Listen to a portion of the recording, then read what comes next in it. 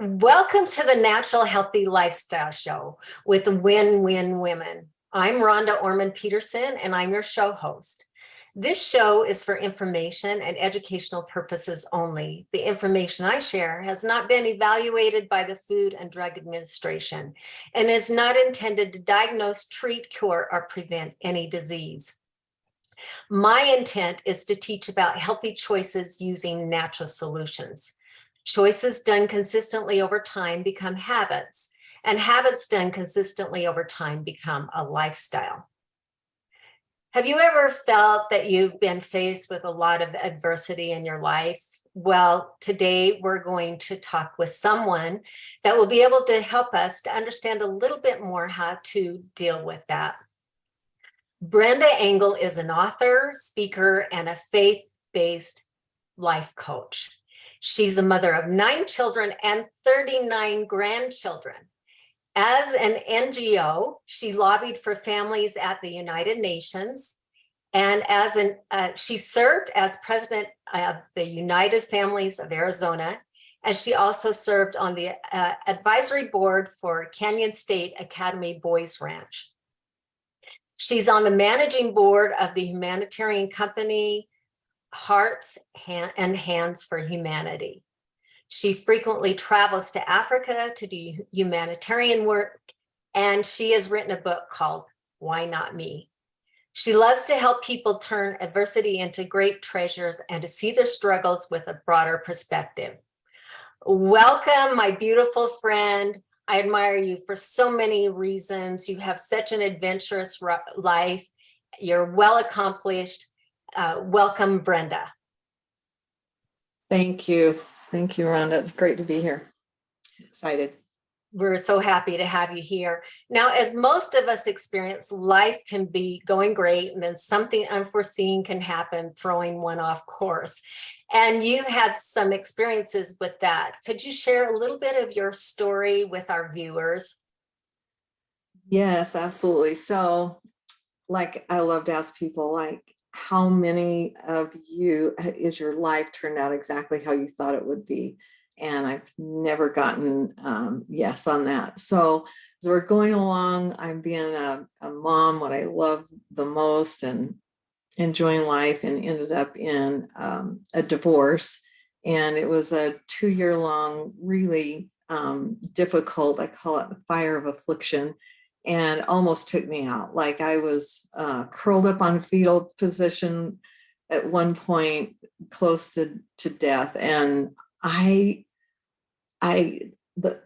just was blessed to learn so many things through that. And I was able to sit back and look at that child differently at a point. I chose to do that. And so because of that, I'm like, that I believe our mess becomes our message. So I took that mess that I'd gone through and survived, and decided to help other people take their mess and turn it into a message. And I'm grateful for my life. I'm grateful for all those hard things that I've been through, and a little PTSD. Maybe I don't want more hard things like we all do, but guaranteed it's going to come. And I've just found that we get to choose how we want to look at it and how we want to deal with it. And wow, that is hard, but that is kind of the test. So that's what I love to do. Very good. Thank you. So can you share with us some of the things that got you through all of that? I would say the first thing is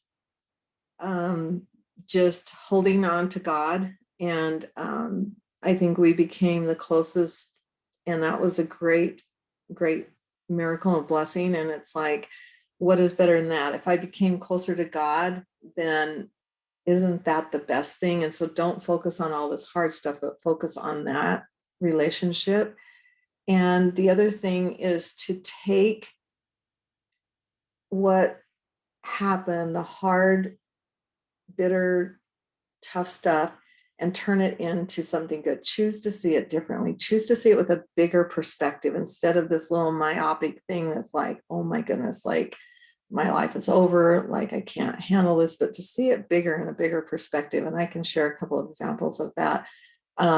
with you. And then the other one is just to keep serving. And as I started this life coaching school, and I train life coaches, and I also coach people.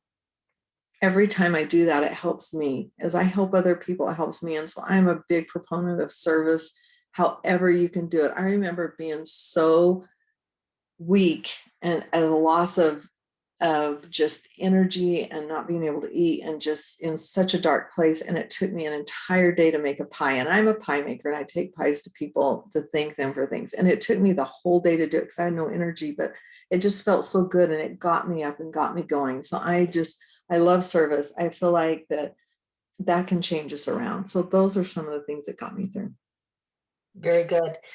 Did you want to share those examples with our Oh, an viewers? example. Yeah, I was coaching a young man, and he said, I said, what's the hardest thing that ever happened to you? And he said, my parents got a divorce. And I said, okay, tell me something good that came from that. And he said, I've never healed from it. I've never forgiven it. I've never dealt with it.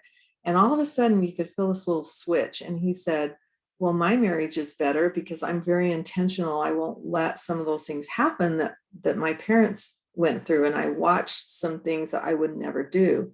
I go, okay.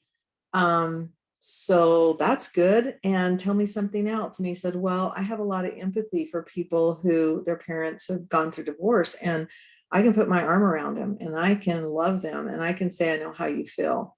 And I said, wow, well, that's pretty cool. So it shifted his whole vision of this. And all of a sudden now he can forgive, let that go, because I'm a better person because of it. So that's a good example. Yes, great example. Thank you. So your book is titled Why Not Me? Can you explain why you chose that title and what inspired you to write the book? Why not me is just, as I've coached so many people and even been in the depth of misery myself, and it's like, why me? Why did this happen? Like, I was doing everything right. I was trying hard to like be a good person and, serve people. And why me? Why did this happen to me? And I look at all the people around me that have, great marriages and great lives, which I can tell you isn't always true, but that's kind of how we see it. And so the why not me, it's just that other shift again of putting one word in there and changing from worst case scenario, which is why me, to best case scenarios, why not me? If someone needed to go through this, or if it was going to benefit me, if it was going to help me move on with my life and be a better person and have more empathy and more wisdom and help me do the mission that I came here to do, then why not me? And so just the shift in thinking really changes up the brain, and it changes how we handle adversity. So that's what the book's about. Very good. It's a great book, and I would encourage all all of our viewers to read it. And it does. It helps to have a different perspective. So sometimes people really just feel overwhelmed and stuck. They just can't move forward. What advice do you have for that? This is when I get real excited because that's some pretty good stuff. So that's what I spend a lot of my time doing. And all of us feel stuck at some point, and we all need some kind of help or coaching. And so I have about 130 coaches that I've trained that are out there teaching this and doing good things. So I love these ladies and men. We have some awesome men as well. But we help people get unstuck. And so here, let me just get your pencil and paper out, because I'm just going to blast you with a few of them real quick and pick a couple of them and kind of work on them. We already talked about finding something good in every situation. And when you do that, you're literally going into gratitude. And when you go into gratitude, it just lights up the brain. And so the brain, just little lights turn on everywhere, and it fires it up, and it puts dopamine in, and all these hormones instantly go in when we are grateful. They've done studies now that when you're grateful to a God, it's so much better. It's like takes the gratitude to a whole nother level, and the benefits back to us are amazing. So that's called indebtedness, being indebted to a God. It's humbling to us, and we acknowledge that in our life. Really powerful. So find something to be grateful about. Another one is to ask, like, especially women, we have a really hard time asking. I am one of those. And if we don't ask, the answer's already no. If we don't ask, there's so many things that we worry about that we never ever ask for. And that's just silly. We can pray and ask. We can ask people for help. We can, just asking is huge. And so I like, as we learn to ask, we also can start envisioning what we want our life to look like. And this is so powerful in moving forward. They've done studies that when you envision what you want your life to look like, there's a 10% chance it will actually happen. But if you declare it, you write it down, you declare it, you make like the world calls it vision boards, I call it blessing boards, blessings that I would like, and you actually declare this, then it makes it more like a 50% chance that it will actually be created. And then the really cool one is that if you emotionalize it, you feel the motion of having that in your life. Like if you're depressed, emotionalize feeling happy and having abundance flowing to you, and just really feel it, try to feel it. It's almost 100% chance that's going to come into your life. Those are powerful. And then you've got to do something about it and actually go to work and make some choices to change. So I love those 4 steps of envisioning and declaring, emotionalizing, feeling it, and then actually going to work and doing it. So a really great story on that. My daughter was at BYU. She was at school, and she just says, "Mom, I can't flirt with guys. I don't think I'm ever going to get married." And she had already put her goals down. She had already envisioned what she wanted, and she had already declared what she wanted in a guy and in a future and having a family. But she just felt like she couldn't get in there. And so I had her just emotionalize it by grabbing a pillow at night and just cuddling up to a pillow and imagine having a guy to hold on to. And it was within that week that she met her husband. So that was a cute little story. But I have a lot of those experiences where it's just so powerful. So that's a good one. Another one is to get rid of negative thoughts that come in. Women have about 80,000 thoughts a day in their conscious mind. So if you can learn to catch those negative thoughts and throw them out, and very often there'll be I am statements and I am programs of brain. So if you're saying to yourself, I am, and then words like stupid, not a good person, not a good mom, failure, not good enough, blah, blah, blah, blah, the brain is saying, oh, okay, I am. And it's literally recording that and it's creating that in your life. So I don't accept that thought, throw it out and replace it with some positive I ams. I am enough. I am loved. I am patient and kind, whatever you want to do. So positive statements are great. Another one is remember 80,000 thoughts a day in your conscious mind. Wow, that's a lot. So the very first thought of the day, studies have showed that sets your day off, and your day will literally line up behind that thought. I'm so tired. I don't feel good. I don't want to get out of bed. Blah, blah.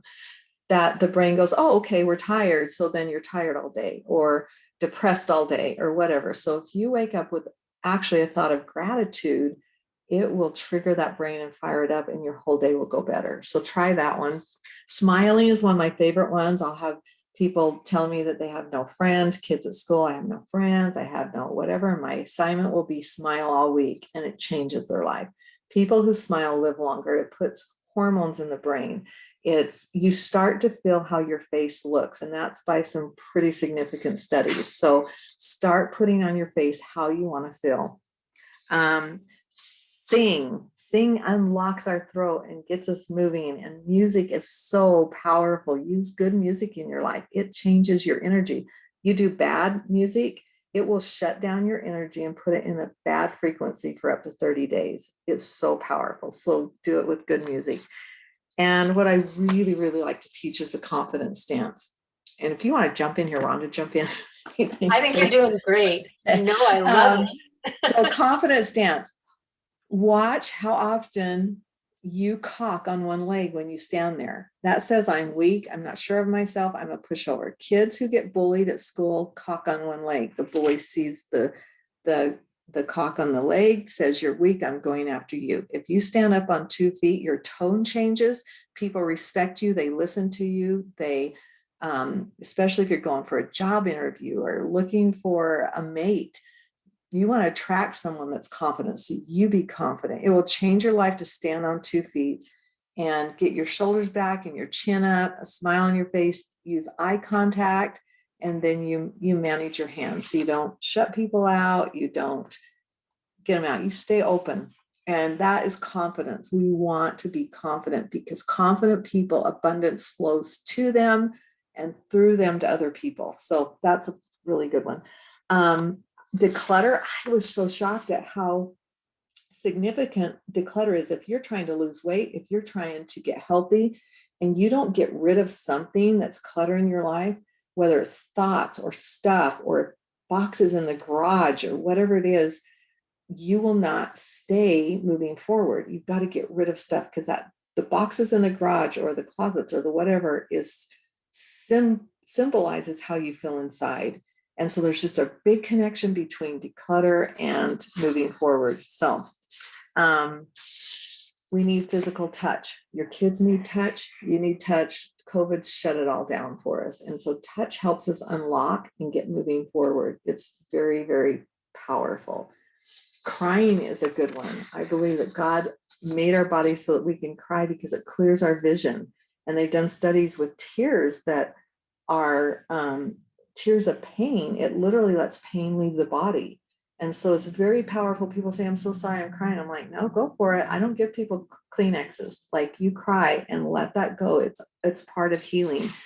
I really love this one, walk and talk it out, that when you talk, both sides of your brain are enabled and it helps process what you're going through, and the healing process goes. And your body is, it loves the frequency of your voice is set to healing yourself. So that it needs that frequency. So it loves to hear your voice. So just put ear pods in when you're walking and talking so people don't think you're crazy or whatever, but it's really good for you. So, okay. How many of you have heard of 4 square breathing? People that do this in the morning, they have less anxiety. If you're having anxiety, do 4 square breathing and it will reset your day and it will bring you back to center. So you breathe in for 4 seconds, hold it for 4, let it out for 4, and then wait and do that again. And if you actually imagine a box, that square, very powerful for the brain because it will start to connect to that and start to learn to go there on its own. And then here's one more, sun gazing. The light from the sunset and the sunrise eliminates toxins that are in the blood, and the blood goes through your eyes every 30 minutes. So we love sunsets and sunrises, but we don't really realize the benefits of them. But that's a really good way to just reset yourself. You feel better after. That one's just kind of a fun one. It's like, I got to go look at the sunrise tonight. Okay, there's some. I got lots more. Those are wonderful, wonderful. Wish we had a lot more time to hear all the rest. We'll have to have you back on to share more. So I know that service is a big part of your life. You express this in your book, the joy of finding it you found in serving. So tell us about your service missions. Service is probably the best way to get unstuck. I mean, I gave you all of those, but really service is a sure one. And I just have found that to be a stable in my life. So, I used to kind of just look around and decide who I needed to serve and whatever. And it was okay. But now when I wake up, when I say my prayers in the morning, I will ask God, who do you want me to serve today? And so now I'm kind of like on his team, and amazing things have happened, who he's put in my path to help. So that's a really good one to do. Who would you like me to serve today? Because he's already vetted them. He already knows they're going to be, that they've asked for, and that you're going to be able to help. So I love that. But I've taken that into, besides my neighborhoods and my community and family, which I love to serve, I've gone to Africa and hooked up with a really great group of people, Hearts and Hands for Humanity. And so we go to Africa several times a year, and we feed starving children. The biggest thing we do is drill wells and get water to people. And one well will service thousands of people and help girls stay in school, because we drill at the school so the girls can bring the water home from school and they get to stay in school that way. We give out days for girls' kids. We go to orphanages and help them. And it's packed. I mean, we are packed doing service when we get there and come home exhausted, but it is so rewarding. And the little children there are happy, the people are happy, and they don't have hardly anything. And it's just a good check. It's a good, what is our problem? Like, we can be depressed so easy here and feel like we need more. And yet they're happy and they have hardly anything. And so it's just a great, it does more for me than I can do for the people there. But I love serving in Africa. Yeah, it's great. Oh, thank you. And we have some pictures to share with our viewers in just a few minutes of one of your recent service missions. So another thing is, you are a faith-based life coach. What is your main purpose or your mission for coaching others? Our mission is to help people see adversity with a different perspective, to have a bigger, more eternal perspective of their problems, and to help bring people to Christ. We're faith-based. There's not really anything out there that does exactly what we do, but for those who are Christians, that's what we do, is we help bring people to Christ, or to their God, or to, their strong beliefs, something to hold on to. Because if we try to go through life without that, it just does not work out well. It doesn't. And when we connect to that God, or Christ, who we believe is a healer, then healing can happen. And so that is our mission. Thank you. Is there any particular thoughts you want to leave with our viewers, in summary of what you have done or your experiences? Well, I think mostly is helping people. If we can really come to realize how powerful our thoughts are, that every thought has an impact on our body, and it either comes out in body language somewhere, it comes out in, it can affect our health and our illness, our being ill or wellness. Our thoughts are just so powerful. When you looked at Dr. Frankel, it came out of the prison war camp, and he was healthy, but he was helping those people forgive the Germans. And so many of those people came out, well, they died, a lot of them, but diseased. And he came out more on the healthy side, and he didn't have his greens every day, didn't have all that, but his mind was healthy. And I just think that's a choice that we have, where we can choose to think healthy and to have that, get our brain lit up with light and choose to be in that. And you know what? There's so many hard things out there. I hear hard stories every day of just tragic, hard things. And I'm amazed at how differently people deal with their challenges. And I honor people who can go to best case scenario and find something good. And instead of going to the victim side and staying in that. And sometimes it takes us some time. It's okay to mourn. It's okay to grieve. It's okay to be hurt. And it's okay to recognize that hard things or unfair things are happening to us. But at some point, we've got to step out of that. And it will just send us in a completely different place than if we decide to marinate in it and stay in it. So that would be my thought, is just to try to move over to best case scenario, find something good, and to ask for help and get some help in your life to move on. Very good. Thank you so much. So I'm going to share my screen with the viewers so we can see some of the things that you have been doing. Tell us a little bit about this experience. This was your last service mission. This was a retreat with some of the life coaches. This was probably just like a fourth of the life coaches that came. Amazing men and women here, and just some of the best on the earth. And so we got together and we did a lot of training and uplift. And we've got all their message. We've got a guy in there that his wife has Alzheimer's. So who is he helping? People with Alzheimer's. We've got someone with their husband who died, and those with divorced kids who are struggling with all kinds of stuff. And so they are a voice to help give hope and hope to people who are stuck in some pretty tough situations. So great group. Oh, I love these people. Awesome. Thank you. So this is your life coach group. These are the coaches. Yes, I have a partner, Amber. She's down the front row. Her and I, these are our coaches. And yeah. What a fun time. And I know you just did that recently. Yeah, just did that. Yes. Okay. So you just got home this week from Yes. Africa. So tell us about your experience there and these cute children. Oh my goodness, they're so adorable. So this is at an orphanage, and it's very interesting because we let them choose a car or a bear, and almost all of them chose a bear. You can see 2 cars in that picture, but most all chose bears. Even the boys, they wanted something to hold, and they just were so excited about them. It's just so fun and look at the smiles.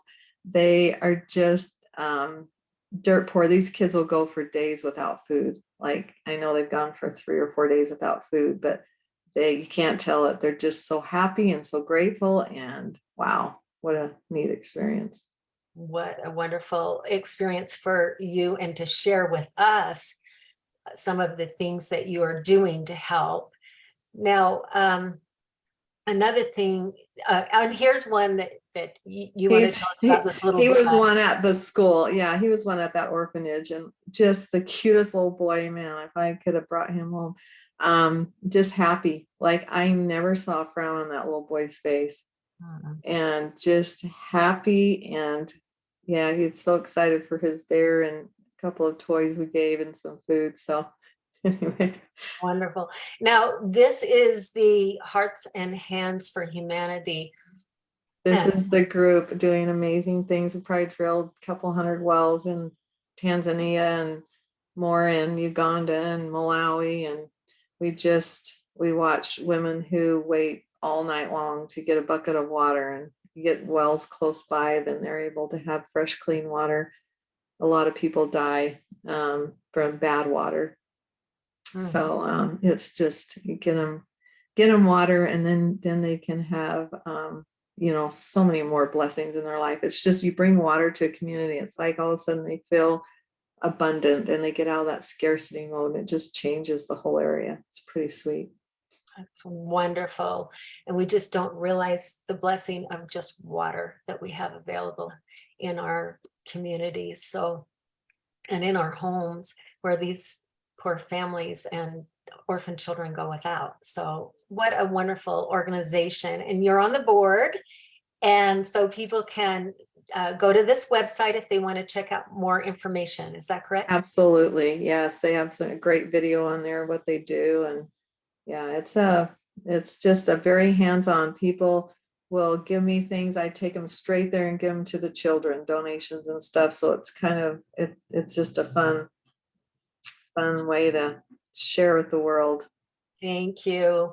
We're so grateful for that. Okay, so tell us about this. So this is the Faith-Based Life Coaching Academy, and that is what Amber and I are our organization. So we train life coaches, we certify life coaches, and then we also do coaching as well. And all the coaches also do their own coaching. So, and they all have their special niche, and anyway, they're all amazing at what they do. So that's the website for our Life Coaching Academy. So if anyone wants to reach you, they can go to the website. Yes. Okay.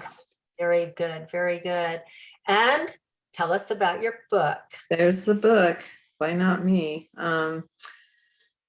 and it's just about facing the painful adversity and how to change that around and see, get healing and move forward with really, really hard things. So lots and lots of stories in there. I've coached so many people that I have a lot of stories and even stories about Africa, and well, sweet experiences there. People that have hard things and are taking those hard things and they're becoming leaders in their communities, and they're becoming people to help other people because of their adversity. So very good. We thank you for that. And those that would like to buy the book, they can go to your website and buy the book there. So, well, we want to thank you for joining the show and sharing this information with us today. And we want to thank our viewers. Join us next week and every Thursday at 10 a.m. Pacific time. Rhonda.